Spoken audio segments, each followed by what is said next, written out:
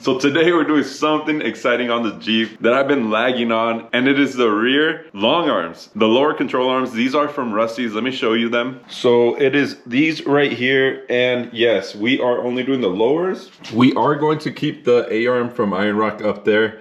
The Rusty's kit, that's how it comes, with an upgraded A-arm and then the lower long arms. And I know most people are gonna say, why not do a 4-link? And because I got these for a really good deal a couple years ago. I think I paid $350 for these. And yes, you go on Rusty's website and buy the parts to do this yourself, but it's gonna be around $900 to $1,000 for all the parts. But since I already have the A-arm, you still do get good flex out of this kit. It's not gonna be like a 4-link. You'll definitely get more travel with that, but for this setup, I think it'll be more than enough. Guys, if you're watching this right when I posted this video, make sure to sign up for the lift kit giveaway. We are giving away an Iron Rock lift kit, so go check it out. I'll have it linked down below. It'll be on my website, najaroffroad.com. Not many people have entered, so your chances of winning are pretty high. And by the time you're watching this, there's only gonna be like 5 hours left to enter. So you don't have much time. And if you missed out, I'm sorry. I've been promoting it on all my other videos, so that's on you for not watching them.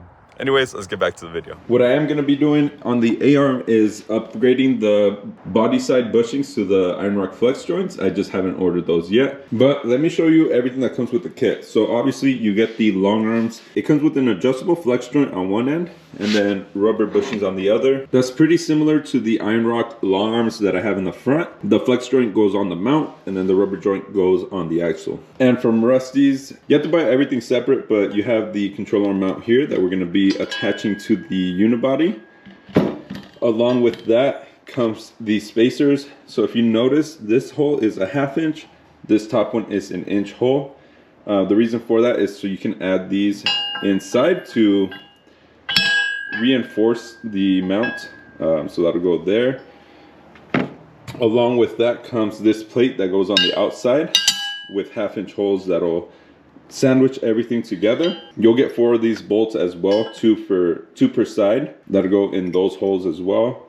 You also do get these bolts with a tab on there, and these will go inside the frame rail.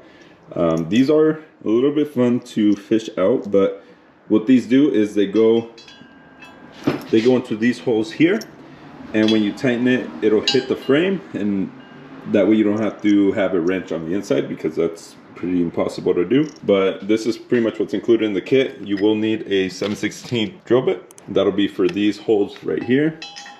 And then you also need a 1/2 inch drill bit, which will be for the frame mount, for the 1/2 inch bolts. And you also need a 1 inch hole saw or something to cut a hole that's a 1 inch diameter. That way we can cut that out so that these spacers fit into the frame rail. And you don't have to get a hole saw if you have something else that'll cut. If you have like a Dremel, you might be able to use that. I'm not sure. I'm going to use a hole saw. And shout out to Sterling. He hooked me up with this drill. He wasn't using it anymore, so he just gave it to me.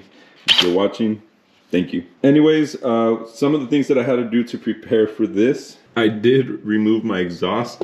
I am going to be upgrading it, so I ended up just taking it out. It'll make this job easier because you do have to drill through the frame here. I'm not sure if you absolutely have to take it out or not, but I did because the welds were already broken, and like I said, I'm going to be upgrading it, so I just took it out. Now on the other side, you do have some lines running through. I believe this is your fuel and then the brake line. I did have to pop out these Christmas tree clips. Let me get some light for you guys so you guys can see better. And that'll give us enough room to get in here with the drill.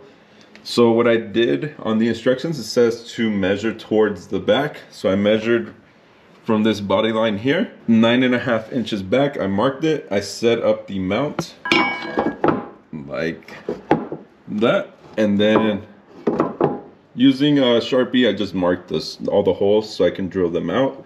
So it's gonna be sitting something like that with the control arm here all the way to the back. You can see how further back it's gonna sit, and you can see the angle of the lower control arm. So having the long arms, that angle will be better. So there are 6 holes you need to drill out. The 2 on the inside are gonna be the 1/2 inch holes where the support goes into. You're gonna have to do 2 down here and then 2 on the outside right here. So we're gonna go ahead and drill those out and start putting the brackets on. I am not gonna drop the axle. I'm gonna keep it as is. I have enough room under here since I'm 4.5 inches in the rear, 6.5 in the front. I have more more than enough room to work down here. And what I'm gonna do is set up the brackets first and then measure from the hole on the bracket. And like I said, these are from Rusty's. I purchased them from someone who ended up going a different route. You can see the rear load control arms and the frame mount. Altogether was $586 with shipping, $668. Unfortunately, these are 2021 prices. Like I said, now you're going to be paying closer to $1,000 just for the parts plus shipping. So it's going to be a little bit more expensive now. And I don't remember when I bought them, but I definitely bought them a long time ago. And I got hooked up on these. I did pay like 350 bucks, I think it was. The guy who sold it to me, actually, he let me film his Jeep, and the video's on my channel. It's an orange Jeep. I have it linked up here. You can click on it and watch that video. He has a pretty sick Jeep. And he also has the 8-arm plus a lower long arm setup. So you go check it out. So yeah, let's get to drilling. Okay, so I'm gonna start on this side with the bottom holes because I feel like these will be the easier ones. Actually, I should start with this pilot hole. Okay, so I'm gonna use the 3/16 as a pilot hole, which I should have done first.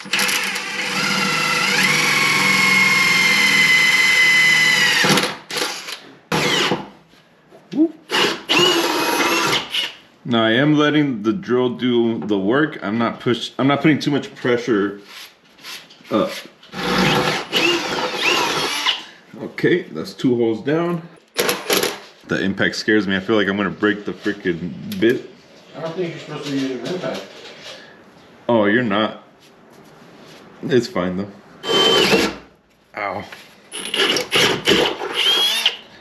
So that was a weird way to do a hole because of the angle, but we got it. Ow. Great. I knew that would happen. What? I broke it. The bit broke? The 1/2 inch. The 1/2 inch broke? Yep. It like peeled, the metal is peeled, and it caught it and it pulled it in, and I guess it broke it. Well, it looks like we'll be getting one of the mounts on. Now these are the ones that we have to do with the 1-inch hole saw on the inside. Cool. Okay. So now we can put up the mount and see if everything lines up.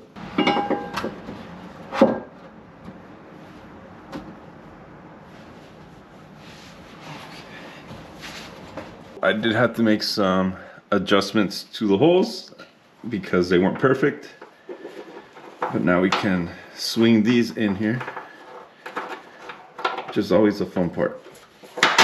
Okay. All right, so if you're gonna do this project, definitely go a little bit bigger on the hole saw. I would not recommend inch. I would probably go 1 1/8 or 1 1/4. This one goes in fine. This one's a little bit tight, so I was just gonna stick it in there, but I feel like I should actually make the hole a little bit bigger, just in case I ever need to take it out. All right, so we're getting that in. It's going in a little bit easier. I still have to, because it is a little bit tight, but I think it's because of the angle that I had to drill the bolts in. It's kind of shooting up, so it kind of adds pressure here, but we are going to send it. There we go. So one side went in smoother than the other, and I think, like I said, it's because of that powder coat. That layer definitely adds some thickness to it. Bam, so we got our first mount in. Before you put the nuts and washers on these bolts, you want to put this plate in like that. That way it sandwiches everything together. So I had to go pick up another 1/2 inch because I'm a dummy and I broke the last one. I also picked up this grindstone to kind of clean up the edges. That way these right here can slide in a lot easier. This should help out for sure. I already came down here and drilled out the holes on the bottom and the hole saw holes on the side right here. I just have to do the 1/2 inch over here and we should be ready to mount this side. Now this side is fully mounted. I still have to torque everything down, but this is what it should look like. You got that plate on the outside. That way it sandwiches everything together. And I mean, you can see the distance from where this mount is and then the stock one. Like, that's gonna be a very big difference. And hopefully the ride quality will be better as well. And you can see like these do, you know, obviously stick out because it is a nut and bolt. So on this side, I'm gonna have to figure something out, probably bending these out a little bit, that way they fit. I'm not sure yet what I'm gonna do, but I'll figure something out for that. And then I'll let you guys know what I do. So the first thing that we have to do is we're gonna have to take these tabs here. You're gonna use this opening right here, this hole, and kind of guide it in and put it through the holes that we made. Make sure that this fits before you throw it in there. And I am gonna show you me struggling so you can see real time like what this takes. So bam, I got it through. Okay, so that one's good. And comparing this to the iron rod kit, they give you like a nut plate. You kind of have to line it up to the holes from the inside and then put the bolt in from the outside, which is very difficult to do. I feel like this style is definitely easier. Like that. That's pretty simple. That's pretty easy to do. Obviously, you're gonna want the bolt holes for the control arm facing the rear axle. We're just gonna go ahead and stick that through. The bolts, you can see they went in pretty easy. They don't really try to fight you or anything, which is great. Make sure you put the washer on first. I know I'm not getting a great angle of this, but pretty simple stuff. You just thread it on. Okay, so we got the first one. Now let's do this one over here. This one's a little bit tighter because you have to do it through this hole, but it's definitely doable. And let me know, guys, in the comments, is there a right and wrong way to put a washer? I think so, but I don't know. Some people don't. All right, so we are tending it up. And like the hard part is you kind of have to hold the bolt. That way it doesn't go back up into the frame rail. But see, now we got it on there. Now we can just hand tighten it. The tab on that bolt is what's gonna hold it so it doesn't spin and so that you can tighten the nuts on here. Okay, so we got that one. We got both hand tight, so that's good. Next thing, we're gonna take these, I'm gonna slide them through.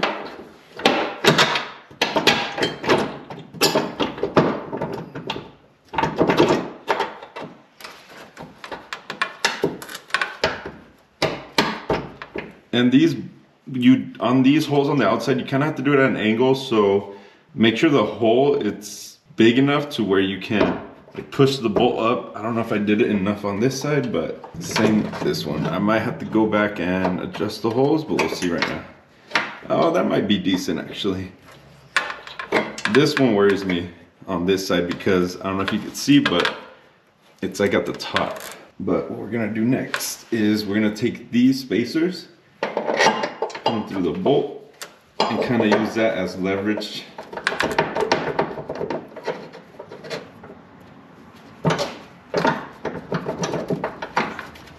And here's the fun part. I found this was the easiest way to do it.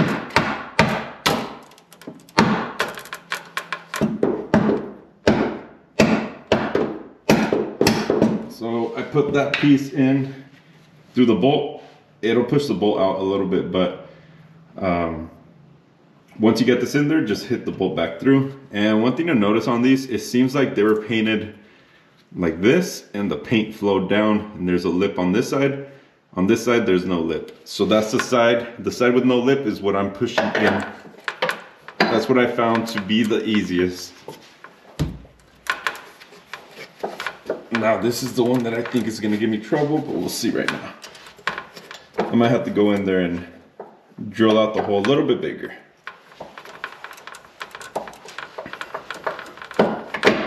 Or maybe not. No? Wow, that actually went in pretty easy.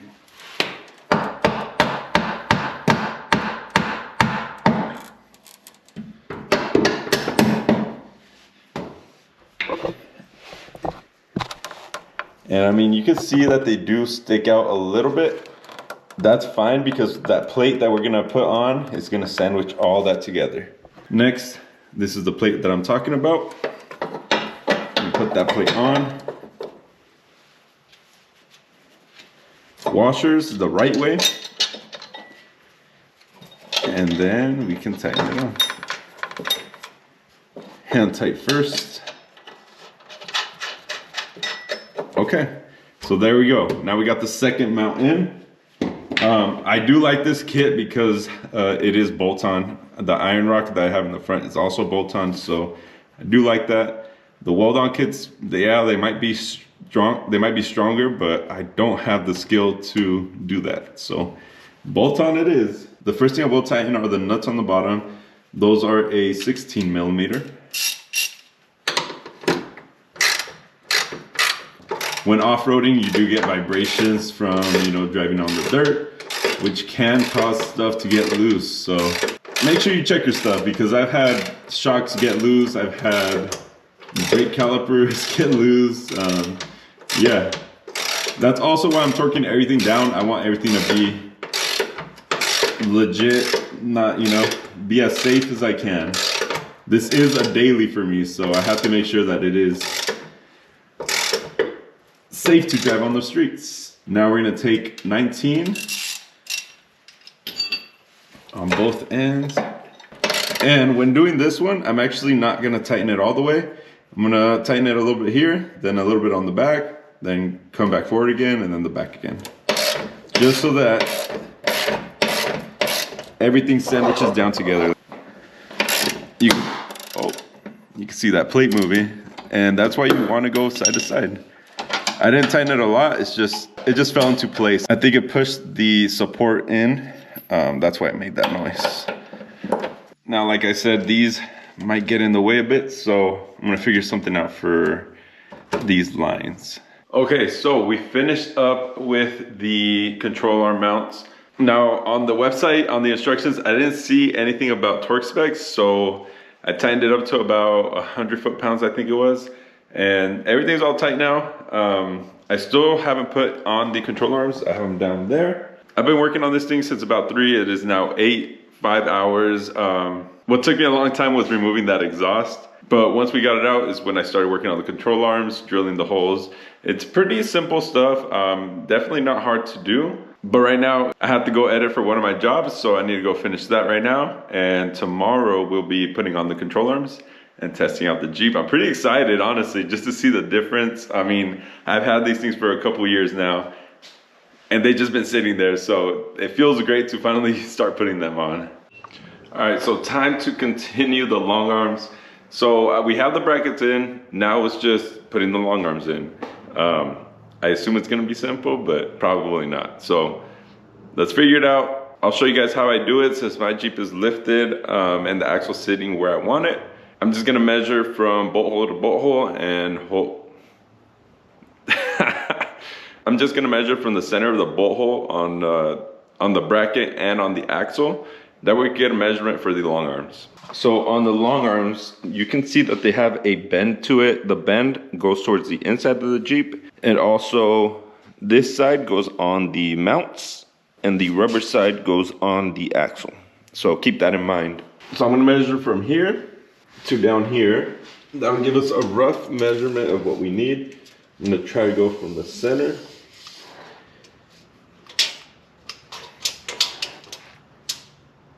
So it's 34 inches and 3/4. That's what it looks like, at least. The reason that I'm doing this is, like I said, the axle is sitting where I want it, so I don't want to adjust anything. I'm just getting the length since it's already sitting in a spot that I like. You can see the distance of the long arm. It's like double the size of the short arm, so that should definitely help out with ride quality and also the articulation of the axle too. Now I am gonna measure the other side and see where that's sitting. It should be pretty much the same. Okay, so yes, both of them were 34 3/4. So what I'm actually gonna do is when I measure it, when this goes in the Jeep, I don't think that this is gonna be straight across, but I will measure from the center of the joint because I know that these might actually be a little bit sideways considering the angle of the long arm. So let's go ahead and adjust it and hopefully get it right the first time. So like I said, we're gonna measure from the center to the center. So right now we're about 36.5. So we definitely have to go in a lot. And also when you're messing with these joints, make sure that you tighten up the lock nut right here. Damn, this one's freaking on there. But anyways, you want this to be sandwiched onto the long arm itself. That'll hold the joint in place. If not, the threads can wallow out and then you won't have threads inside the long arm. And what has worked for me, I don't know if it's the right thing to do, but is putting some thread locker so that the nut doesn't back out when you're off-roading, because vibrations do happen and you don't want this to back out. Also, pay attention to the grease nipple. You want that pointing down, that way you can grease it. Okay, so that should be pretty close right there. All right, so they are now both to length. What I did is I measured here and got the center and I marked it. And I am measuring on the side that goes towards the inside, since that's where I measured on the brackets. And then I went from the middle of here to my mark, 34 inches on both of them. And I just hand tightened the jam nut just to hold it in place. But now I'm gonna go ahead and hang it up. I'm gonna do one side at a time, that way the axle shouldn't shift too much. But yeah, in the instructions it does say to reuse the stock hardware. And also another thing I didn't find in the instructions is the torque specs for the brackets. I'm gonna go look at Iron Rocks because they probably have a similar setup, and then go off of theirs. I did torque them down to 100 foot-pounds for now, and that seemed pretty freaking tight. So yeah, let's take it off. Now, if I were you guys, definitely put some jack stands and stuff to hold everything in place. I feel like I've done this before without jacking it up, so I'm just gonna do it this way. But definitely don't do what I'm doing. Now for me, since this axle has a truss on the bottom, it's pretty hard to remove these because this gets in the way of the bolt coming out, but we'll figure something out. I've taken them off before. Now you guys can watch me struggle. So I took the nut off, and this is what I'm talking about. The bolt gets stuck on this. I don't know how I've done it before, but I definitely have. I'm gonna try removing this first. I think that's how I did it last time. And then I can shimmy it out. So I'm twisting the control arm towards me, and it's kind of giving me enough room, maybe. Now I do see something that's kind of scares me. We'll find out in a second, but whoever built this axle welded some plates on the inside. I know for aftermarket parts, usually you get a spacer like that. The fact that the long arm kit didn't come with spacers makes me think that it's probably not gonna fit, but we'll see. There we go. So that is out. Okay, one control arm down. Okay, so I put the long arm next to the old control arm. It looks like I might have to grind it down. Yep. So we took a grinder, cut off the excess, and then tried my best to keep it clean, but now we can get in here and get the bolts in.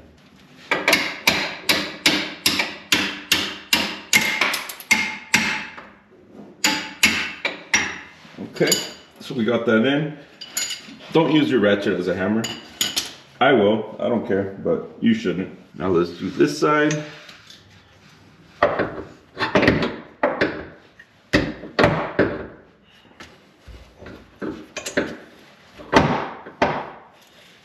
Damn.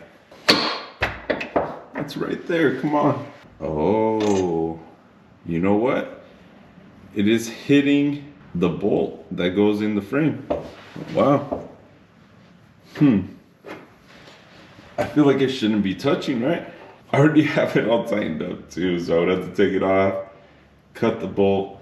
All right, so I have two options here.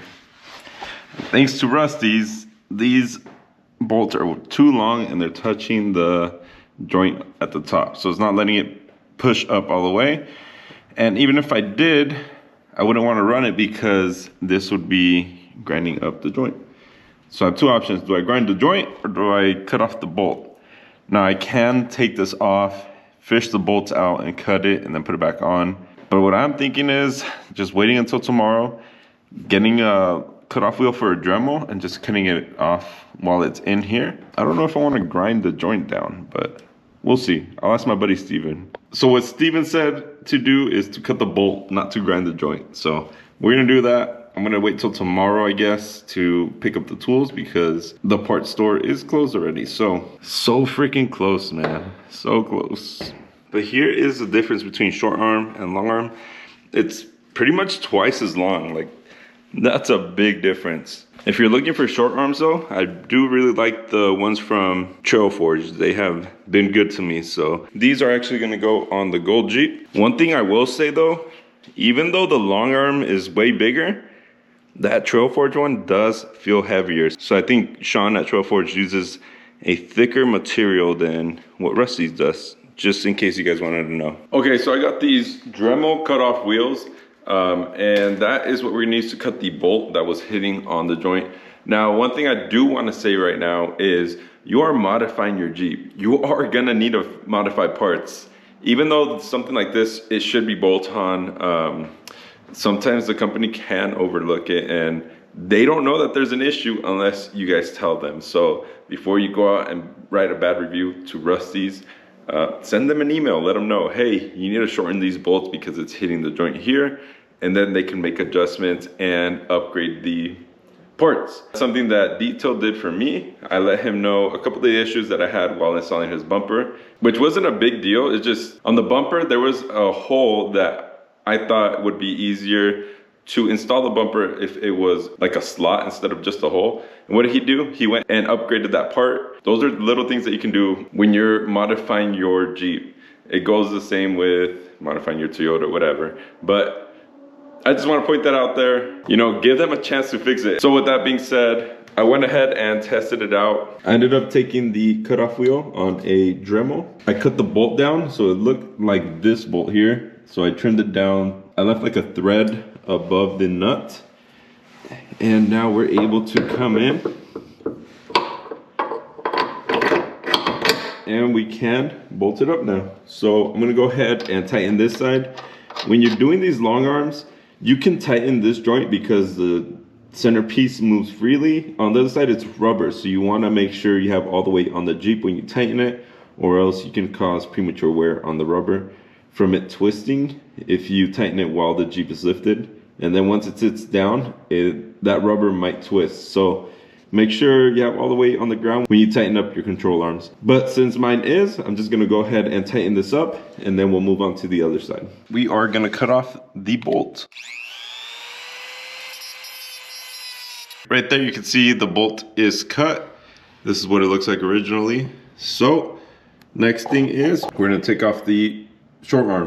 And that side I did tighten it already. I ended up using the stock bolts because the nuts that were with the bolts, they were not the same thread. So over here I'm going to use the bolts that I take out and use it in the new mounts. I want to check out my new tool right here. I picked this up at Walmart on sale at the clearance rack, 65 bucks out the door.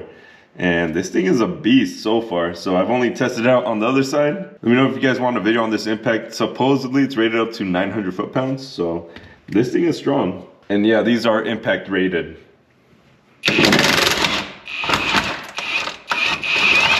Y'all see that? That thing just took it out so easy. Okay, this is where I might need a ratchet strap because I think to loosen that up, I should have this in so the axle doesn't twist too much. All right, so I do want you guys to see this. So what I'm doing is I'm taking a ratchet strap from the axle to the frame to twist it.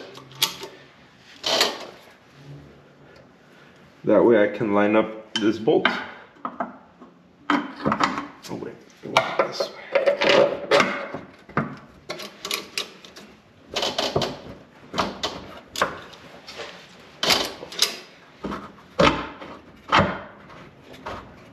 Okay, so that's good. Okay, so we got a breaker bar.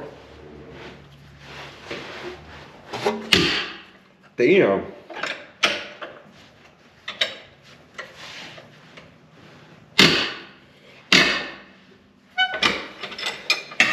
That is tight.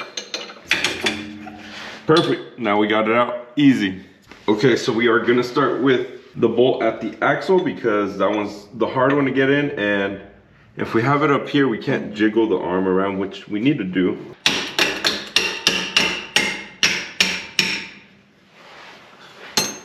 Okay, we got it through. Now we can come up here and put the joint on. Okay, now we got the long arm in. Okay, now this is where I need your guys' help. I'm not sure what to do in this case. Other than this plastic piece, I moved it over so it sits on top of the bolt. That way it doesn't rub through any of the lines. Over here it's not touching. And then I have this one disconnected and also this one disconnected. If you guys have a better solution, I tried to bend them, but damn, they are thick. Like, they're really hard to bend.